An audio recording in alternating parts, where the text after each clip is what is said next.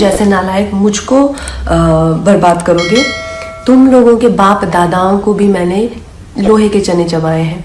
आज मैं अगर तुम लोगों जैसे लोगों की चलती ना मूवी माफिया, और तुम जैसे सड़े हुए सूडो जर्नलिस्ट की चलती, तो आज मैं इंडिया की टॉप एक्ट्रेस और हाईएस्ट पेड एक्ट्रेस नहीं होती। मैं तुम्हारे सामने हाथ जोड़ती हूँ और कह रही हूँ कि प्लीज़ मुझे बैन करो। तो 3-4 लोगों ने मिलकर मेरे खिलाफ एक कोई गिल्ड बनाई है, शायद कल ही बनी है, ना ही उसकी कोई मान्यता ही है और ना ही उसकी कोई धारणा ही है। तो उस गिल्ड के चलते हुए लोगों ने मुझे धमकी देना शुरू किया है कि मुझे बैन कर देंगे, या मेरी कोई चीज़ का मुझे कवर नहीं करेंगे, या मेरा करियर बर्बाद कर देंगे।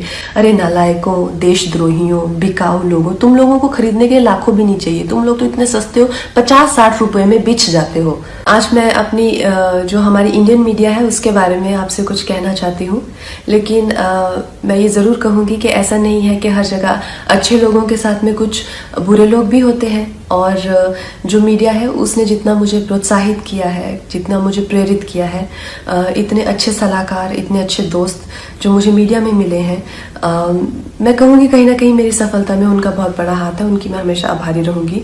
लेकिन जो दीमक की तरह जो एक सेक्शन मीडिया का है जो हमारे देश में दीमक की तरह लगा हुआ है, और उसको धीरे धीरे करके उसकी गरिमा को, उसके स्मिता को, देश की इंटेग्रिटी को, देश की एकता को आए दिन अटैक करता रहता है। आए दिन इनके जो भी है झूठी अफवाहें फैलाते रहते हैं। अपने गंदे भद्दे विचार, देशद्रोहिता के जो विचार हैं वो ओपनली सबके सामने रखते हैं, और इनके खिलाफ हमारे कॉन्स्टिट्यूशन में किसी भी तरह का कोई भी ना पेनल्टी है और ना ही कोई सज़ा है।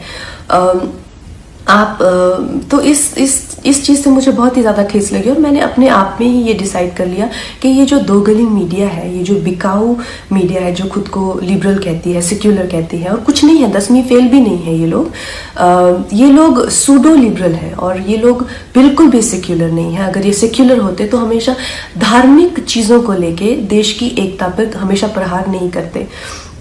ऐसे ही एक चिंदी से जर्नलिस्ट को मैं 1-2 दिन पहले एक प्रेस कॉन्फ्रेंस में मिली, तो उसी की तरह बहुत सारे लोग हैं जो जितने भी हमारे जो सीरियस इश्यूज हैं, हमारे जो सीरियस कॉजेज हैं। वर्ल्ड एनवायरनमेंट में डे के दिन मैंने प्लास्टिक बैन को लेके एक कैंपेन किया था, जिसमें मैंने प्लास्टिक के खिलाफ ईशा योगा सेंटर के साथ में काफ़ी कुछ एक्टिविटीज़ की थी। इस जर्नलिस्ट को मैंने उसकी खिल्ली उड़ाते हुए देखा।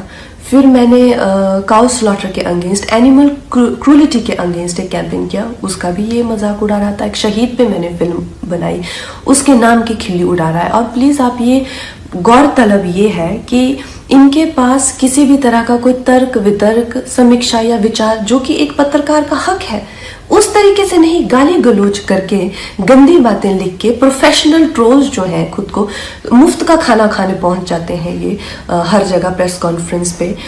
मैं जानना चाहती हूँ कि कोई तो क्राइटेरिया होना चाहिए कि अगर आप खुद को जर्नलिस्ट कह रहे हैं, क्या आपने किया हुआ है? मुझे एक अपना लिखा हुआ कोई ना कोई एक पीस या एक ब्लॉग, जैसे मैं खुद को अगर कलाकार कहती हूँ तो कुछ तो होना चाहिए टू माई क्रेडिट। आप खुद को क्यों पत्रकार कह रहे हैं? किस लिए आप पत्रकार बने हुए हैं?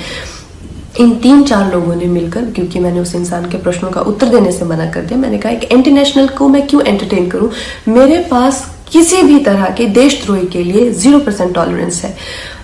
तो 3-4 लोगों ने मिलकर मेरे खिलाफ एक कोई गिल्ड बनाई है, शायद कल ही बनी है, ना ही उसकी कोई मान्यता ही है और ना ही उसकी कोई धारणा ही है। तो उस गिल्ड के चलते हुए लोगों ने मुझे धमकी देना शुरू किया है कि मुझे बैन कर देंगे, या मेरी कोई चीज़ का मुझे कवर नहीं करेंगे, या मेरा करियर बर्बाद कर देंगे।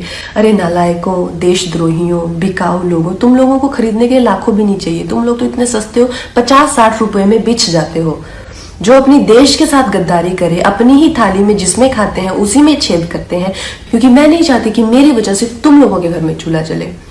और इससे ज़्यादा बड़ा एहसान आप मुझ पे नहीं कर सकते कि आप मुझे बैन कीजिए। और जो भी मेरे भाई बहन इस देश के जो युवक युवतियाँ हैं जिन्होंने इन लोगों का बहिष्कार किया है, और जब मणिकर्णिका फिल्म भी आई थी और मूवी माफिया उसके अगेंस्ट पूरी गैंगअप हो गई थी, तो इन बच्चों ने इतने अच्छे तरह से हर दिन we stand with Manikarnika trend किया, उस फिल्म को बहुत सफल बनाया। फिल्म ने 150 करोड़ से ज़्यादा का बिजनेस किया, और इस चीज़ से मुझे इतना गर्व है अपने देशवासियों पर। आप लोगों के लिए जो हो पाएगा उससे भी ज्यादा करके दिखाएंगे। बहुत बहुत धन्यवाद।